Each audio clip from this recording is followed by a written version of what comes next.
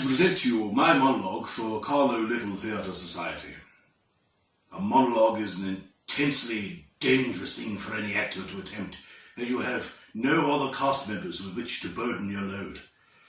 It is exciting and dangerous. The piece I am to perform this evening is not actually a dramatic piece, it is an extract from a novel. That novel being At Swim, Two Birds by Flann O'Brien. I have picked an Irish piece because I am from Ireland. This is my country, my people, my tribe. So, ladies and gentlemen, may I introduce an extract from At Swim, Two Birds. Yeah, that tally's not working. You plug it in, will you?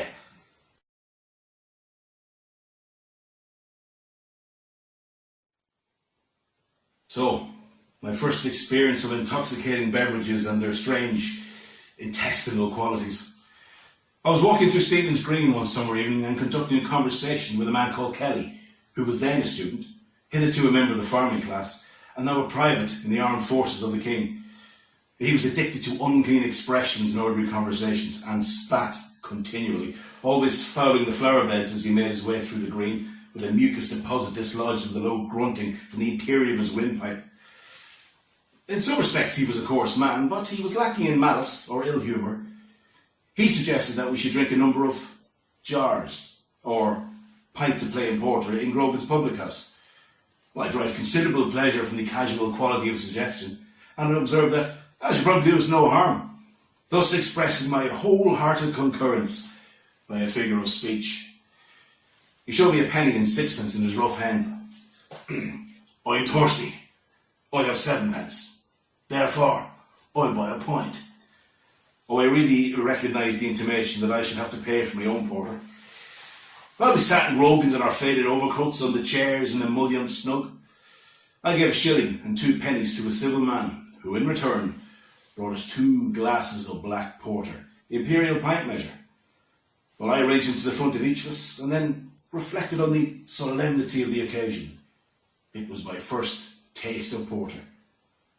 Oh, innumerable persons with whom I conversed had represented to me that spirituous liquors and intoxicants had a generally adverse effect on the senses and the body, and that those who become addicted to stimulants in youth go on to lead unhappy lives and are met with death at the end in a drunkard's fall, expiring ingloriously at the stair bottom in a welter of blood and puke.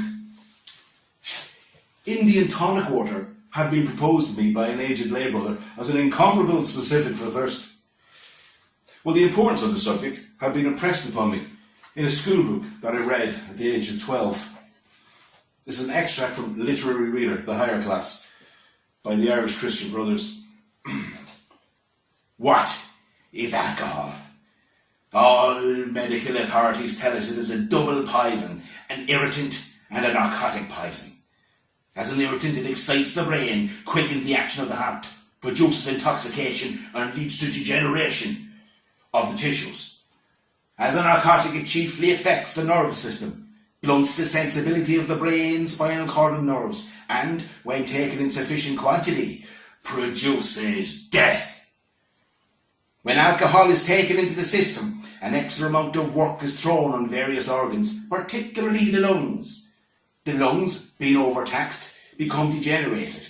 And this is why so many inebriates suffer from a peculiar form of consumption called alcoholic dystiasis.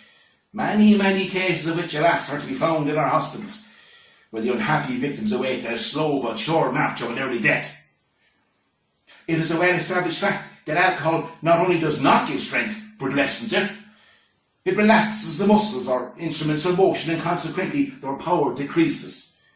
This muscular depression is often followed by complete paralysis of the body, drink having unstrung the whole nervous system, which, when so unstrung, leaves the body like a ship without sails or ropes, an unmovable or unmanageable thing.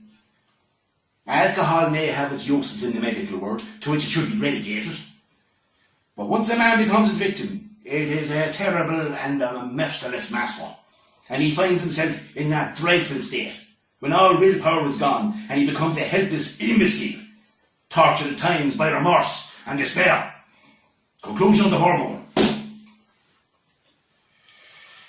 On the other hand, Many young men of my acquaintance who are in the habit of voluntarily placing themselves under the influence of alcohol had often surprised me with recitals of their strange adventures.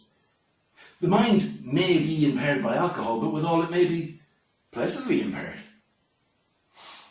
Personal experience seemed to me to be the only satisfactory means as to the resolution of my doubts. "Here's to your health," said Kelly. "Good luck," I said. Well, the porter was sour to the palate, but viscid, potent. Kelly made a long noise as if he was releasing air from his interior. I looked over to him. "You can't beat a good pint." He leaned in close to me and said, "Do you know what I'm going to tell you?